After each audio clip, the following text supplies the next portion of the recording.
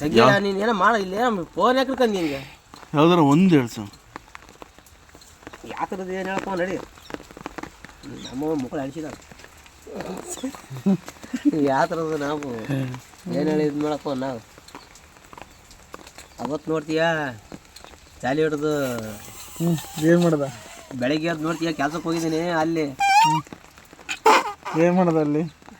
ಬೀರ್ತಮ್ಮ ಅಂತಂತ ಹೇಳಿದ್ರೆ ಇವನೇ ಕ್ಯಾಪ್ ಹೊಡೆದು ಇವನೇ ಹೋಯ್ತದಾನ ಅಲ್ಲಿ ಹಾಂ ಅದು ನರಿನ ಬರೋದಿಲ್ಲ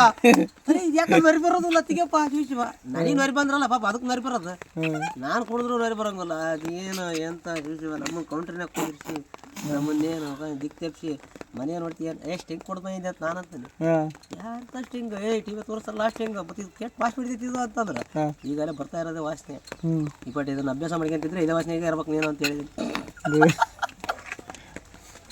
ಎಲ್ರ ಮುಂದೆ